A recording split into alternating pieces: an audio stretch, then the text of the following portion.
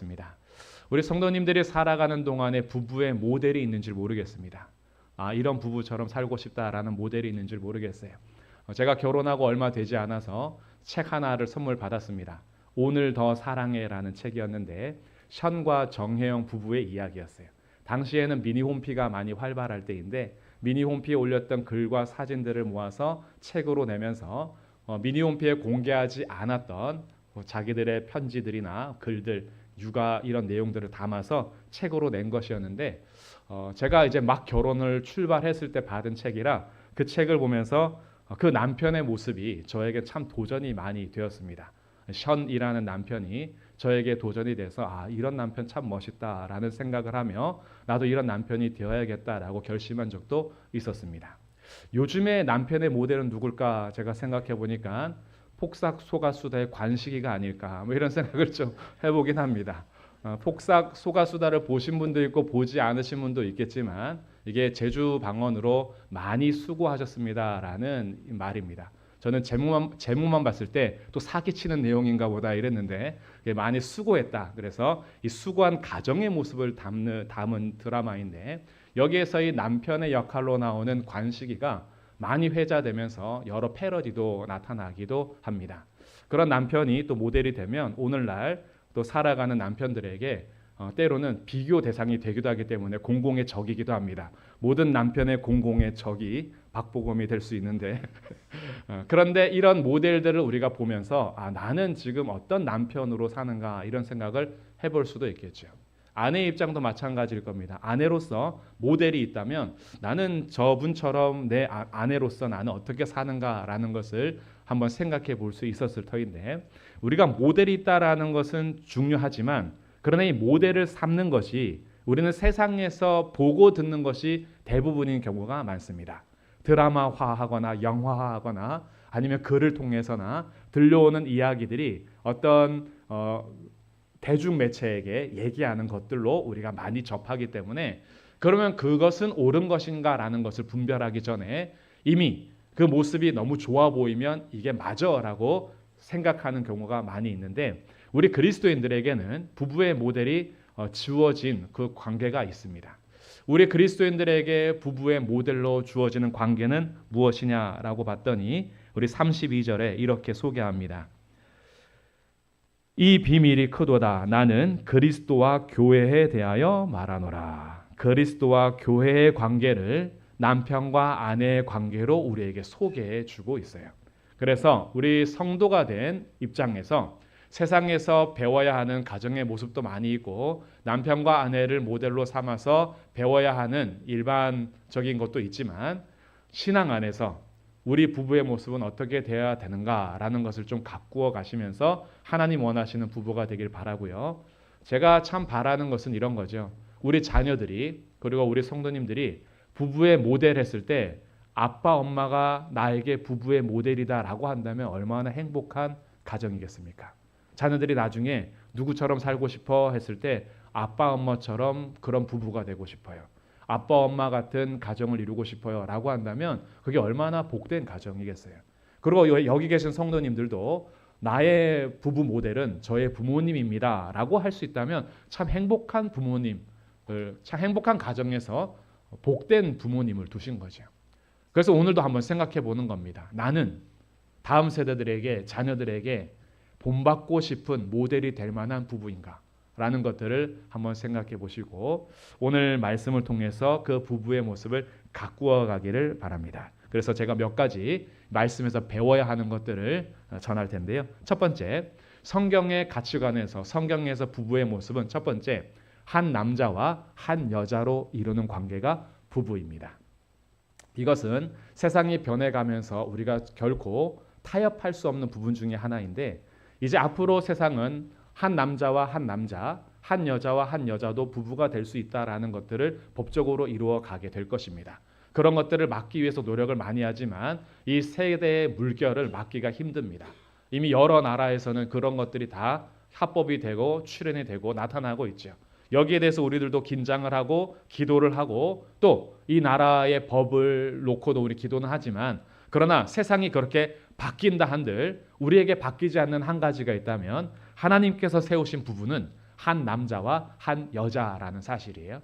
그래서 한 남자와 한 여자, 한 남자와 다수의 여자도 아니고 한 여자와 다수의 남자가 아니라 한 남자와 한 여자가 연합하여 한 몸이 되는 것이 하나님께서 맺어주신 부부다. 이것이 첫 번째 배워야 하는 것이고요. 두 번째는 자기 남편과 자기 아내입니다. 자, 22절에 보시면 아내들이여 자기 남편에게, 24절에서도 교회가 그리스도에게 하듯 아내들도 범사에 자기 남편에게, 남편들에게도 말합니다. 28절에 남편들도 자기 아내 사랑하기를 자기 자신과 같이 할지니 자기 아내를 사랑하는 자는 자기를 사랑하는 것이라. 그래서 결론적으로 33절에 너희도 각각 자기의 아내 사랑하기를 자신같이 하고 아내도 자기 남편을 존경하라.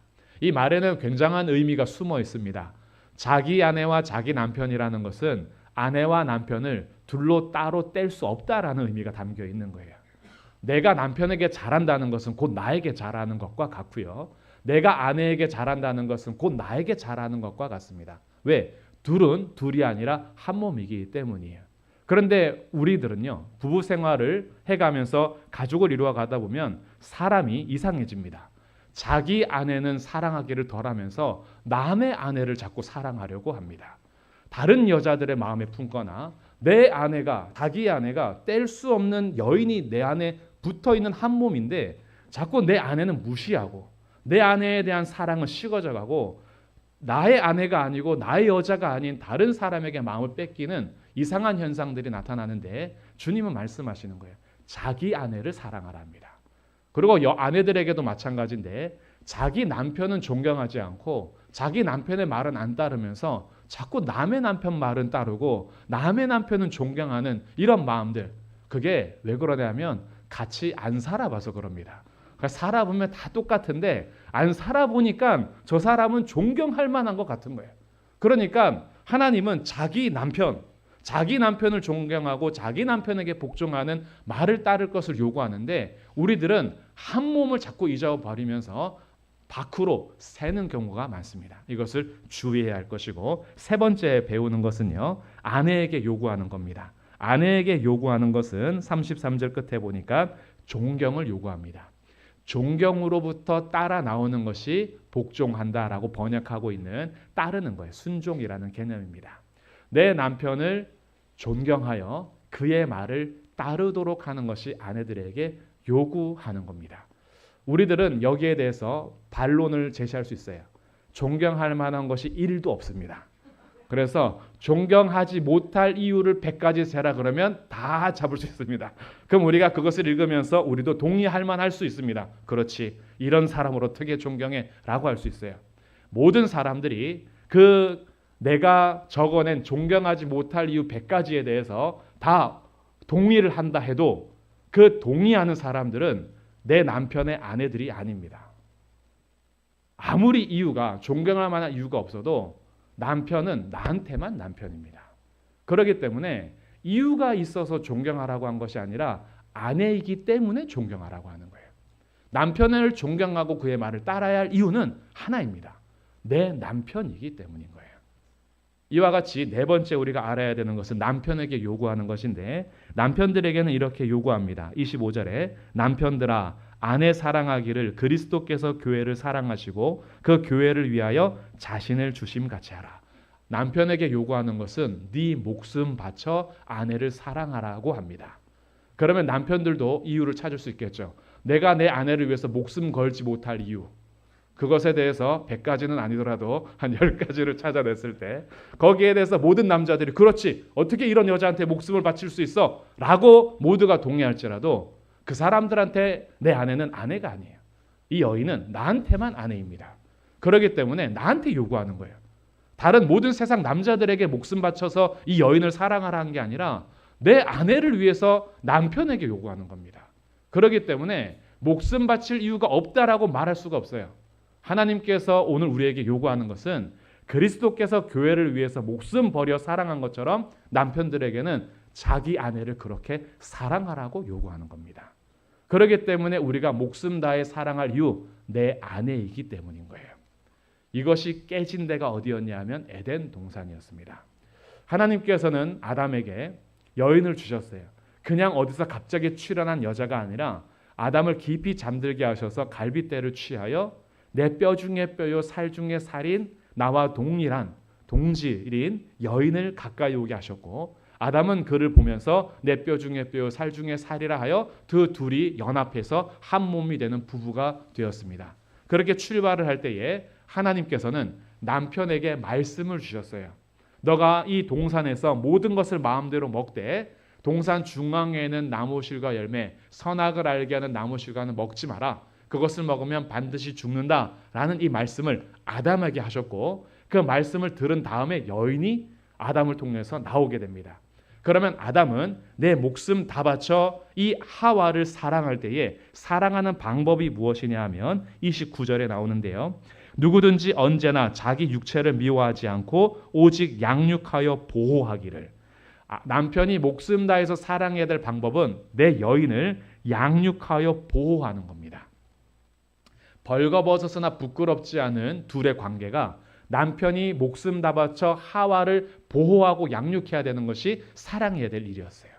그러면 남편에게 주신 말씀을 아내에게 가르쳐서 이 말씀으로 아내를 보호하고 양육하는 것이 남편인 아담의 역할입니다. 그런데 에덴에서 이게 무너집니다.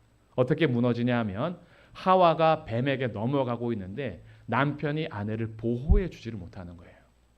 말씀으로 보호해 줘야 되는 사랑을 못하고 있는 겁니다. 지금 하와의 마음이 뱀의 유혹을 통해서 넘어가고 있는데 남편이 말씀으로 그것을 통치를 못하는 거예요. 남편이 그 권위를 세우지를 못하는 겁니다. 하나님의 말씀으로 내 아내를 양육하고 보호해 줘야 되는 것을 실패해 버린 거예요.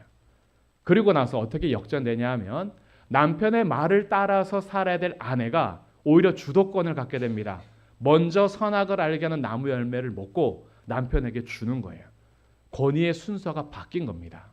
원래는 남편이 말씀 안에서 아내를 보호하여 하나님 안에서 믿음을 온전히 이루어가야 될 가정이었는데 하와가 뱀의 꼬임에 넘어가고 그 유혹에 맞춰서 하나님을 버리고 그러걸 그 선악을 알게 하는 나무 열매를 먹으면 하나님과 같이 된다는 말에 자기가 먼저 먹고 남편에게 주면서 권위가 여인에게 간 거예요. 그리고 먹게 됩니다. 이후로 부부는요, 권위의 질서가 무너지면서 지금까지도 우리는 이 말씀이 불편한 거예요. 아내들에게 남편을 복종하라는 말씀이 불편하고 한 여인을 위해서 너 목숨을 바쳐라는 남편들에게도 이 말씀이 불편해지는 거예요. 그것은 죄로 오염된 인간의 본성 때문이지 원래 에덴 동산에서 죄 짓기 전에는 벌거벗었으나 부끄럽지 않는 연합된 한 몸이었습니다. 죄로 인해서 무너지니까 이 말씀이 불편해지기 시작하는데 이 실패했던 것을 다시 회복시키기 위해서 예수님께서 예수 그리스도 안에서 우리를 빛의 자녀로 부르시고 성령 충만함을 입으라 라고 말씀하신 다음에 가정을 다시 세워가기 시작하시는 거예요. 그래서 이것은 우리의 모델이 되고 목표가 되는 겁니다. 부부로서의 목표예요. 남편들은요, 내 아내를 사랑하기 위해서 내 목숨 바쳐서 아내를 돌보고 양육하는 것이 남편의 역할에서 목표가 되어야 합니다. 이를 위해서 우리 남편 되시는 남자 성도님들, 하나님의 말씀 앞에 먼저 가까이 가셔야 된다는 것을 우리는 기억해야 돼요. 남편이 아내를 보호할 때 내가 하나님의 말씀을 제대로 알지 못하면 아내를 세속에서, 그걸 세상에서 하나님의 말씀으로 보호하고 양육할 실력이 되질 않습니다. 오늘 한국 기독교의 모습은요, 대부분 여성들의 신앙이 훨씬 더 좋습니다. 남자들로서 남편의 입장에서, 저도 같은 남편의 입장에서 이것은 사실 자존심이 상해야 될 문제인 거예요. 하나님께서 남편을 세우셔서 가정과 아내를 말씀으로 양육하고 보호하도록 하셨어요.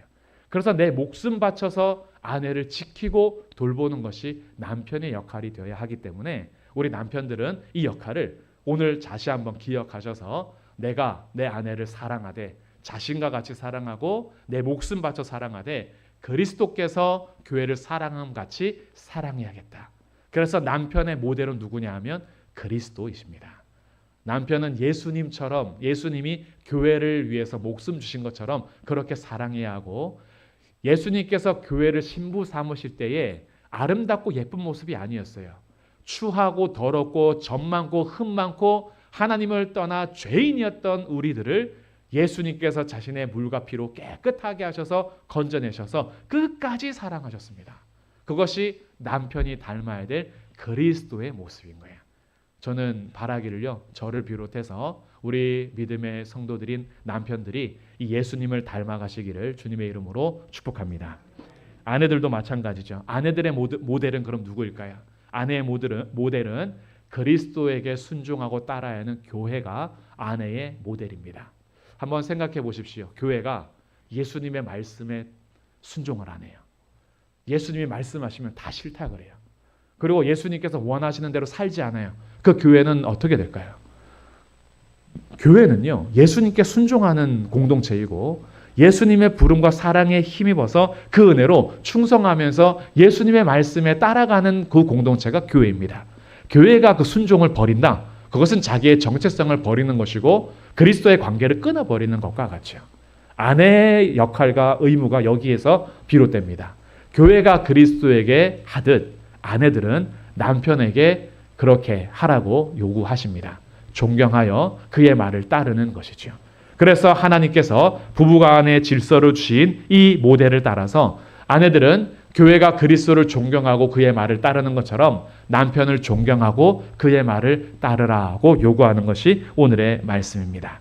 그러니까 이런 면에 있어서 우리들이 걸어가야 할 길이 많이 있죠. 이 말씀을 가지고 우리가 적용할 때에 우리 아내들은 내가 더 존경하지 못했음에 대해서 돌아볼 줄 알아야 돼요. 그리고 남편들은 더 사랑하지 못했음에 대해서 돌아볼 줄 알아야 합니다. 이것이 또 삐딱하게 가면 오늘 가서 부부싸움 합니다. 내 말 들으라고 목사님 말씀 들었어? 못 들었어? 목숨 바쳐 사랑하라고 들었어? 못 들었어? 이렇게 또 서로 공격이 되는데 자기를 돌아보는 거예요. 그래서 오늘 이 말씀이 시작되기 전이 어떤 관계인지 한번 살펴보시면요. 자, 우리 15절 말씀 보겠습니다.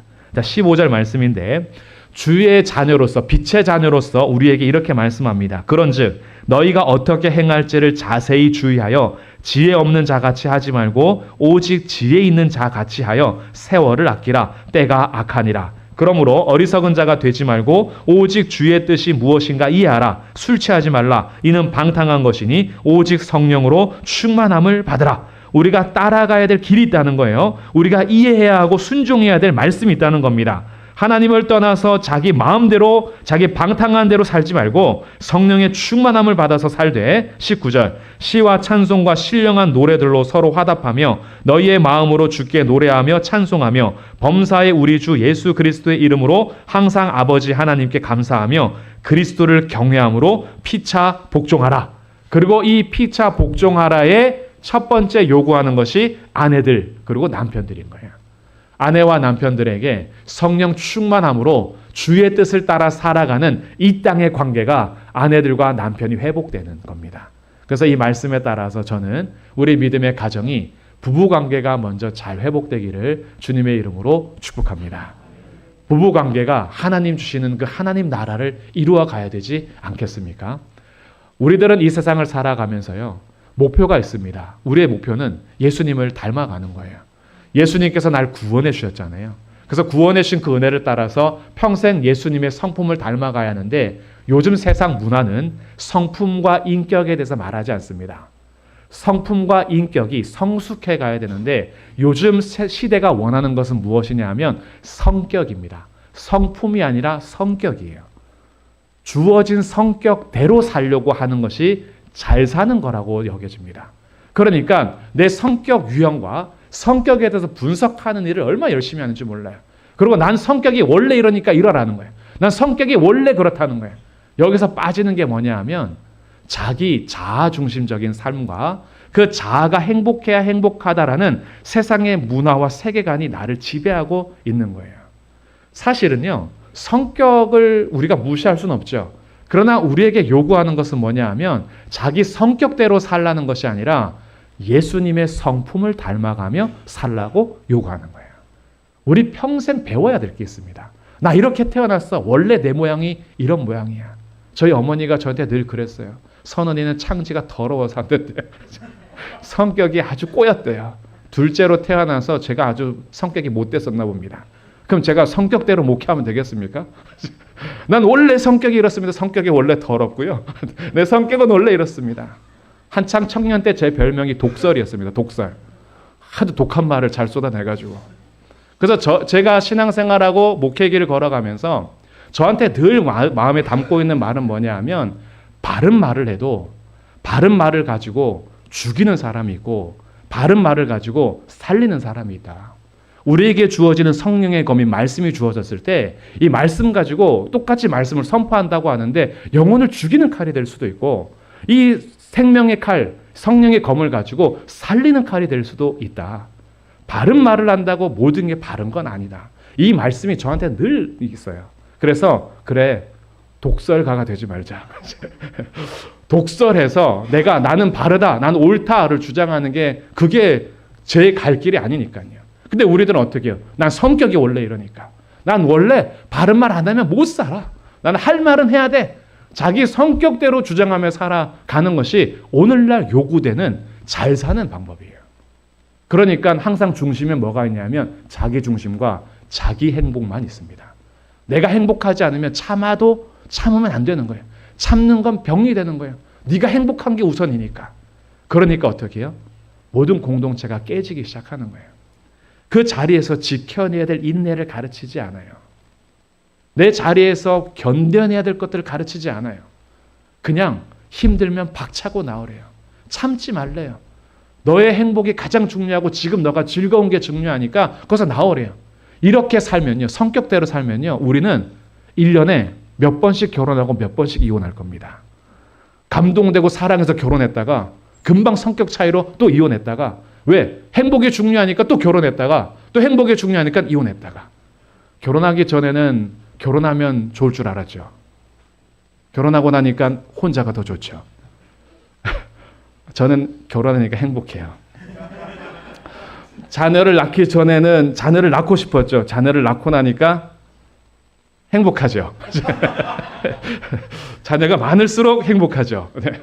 우리들은요, 사실 행복의 기준이 자기가 돼버리면 항상 바뀌어요. 혼자 살 때가 행복했다가 둘이 살 때가 행복했다가 셋이 살 때 행복했다가 다시 혼자 살 때가 좋더라. 우리의 기준은 언제든지 무너질 수 있습니다.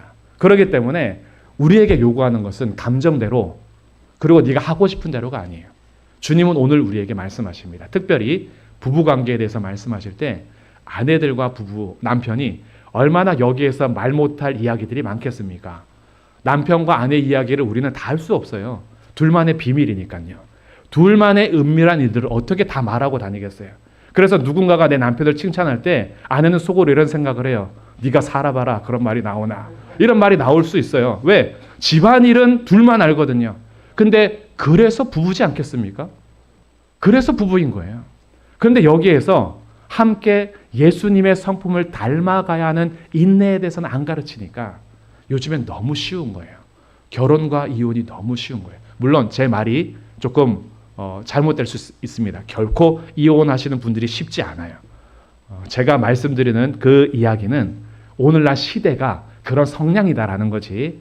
그런 모습들이요. 정말 우리들에게 있어서 너무나 쉽게 판단하고 자기 중심적인 것들이 많다라는 이 시대 문화를 읽을 줄 알아야 됩니다. 그리고 오늘은 우리가 요구하는 거예요. 아내들은 남편에게 죽게 하듯 하는 것, 교회가 죽게 하듯 하는 것이 가야 할 모델이고 길이라는 사실. 그리고 남편들은 그리스도가 교회를 위해서 목숨 다하여 사랑한 것처럼 사랑하고 보호하고 양육해야 되는 것이 남편이 가야 할 이 길이라는 것을 기억하면서 이런 부부가 되기를 바라며 3가지 적용점을 드리도록 하겠습니다. 첫 번째 적용점은요. 남편들에게 요청합니다. 남편이 아내를 사랑하기보다 다른 것을 자꾸 우선순위에 두고 그리고 아내를 내 힘 다하여 내 목숨 다하여 사랑하지 않았다면 오늘부로 회개하시기를 바랍니다. 남편이 마음을 바꾸셔야 돼요. 내가 아내를 더 사랑해야겠다. 그리고 나서 앞으로의 길이 예수님이 교회를 사랑한 것처럼 남편이 사랑하기를 열심 내주시고 그 일에 대해서 마음을 쏟아주시는 남편이 되기를 주님의 이름으로 축복합니다. 우리 아내들에게 적용점 말씀드립니다. 아내들은 그동안 내가 내 남편을 너무 무시했구나. 존경하지 않았구나. 내가 내 남편의 말을 따르지 않았구나라고 했다면 오늘 회개하시기를 바랍니다. 내가 따라야 하고 존경해야 될 내 남편이었는데 내가 그러지 못했음에 대해서 마음을 돌이키시고 내가 내 남편을 존경해야겠다. 그리고 내가 내 남편을 말을 잘 따라야겠다라고 다시 한번 결심하셔서 이 순종하는 교회를 닮아가는 그리스도께 순종하는 교회를 닮아가는 아내들이 되시기를 주님의 이름으로 축복합니다. 마지막 세 번째 적용점은 공통의 적용점입니다. 남편, 아내 모두 성격대로의 삶이 아니라 예수님의 성품을 닮아가시기를 바랍니다. 예수님이 어떤 분이신지 우리의 모델이 됩니다. 그래서 우리들이 예수님의 성품에 따라서 내 인격을 성숙해가는 그 삶을 살아가면서 교회와 가정과 부부관계를 잘 지켜가므로 나중에 우리가 조금씩 더 성숙했을 때 그리스도와 교회의 모습을 잘 담아낸 분이 이 부부다라는 그런 칭찬도 받고 인정도 받고 그렇게 잘 다듬어져가는 우리 모든 성도들의 부부요 가정이 되시기를 주님의 이름으로 축복합니다. 네, 기도하겠습니다.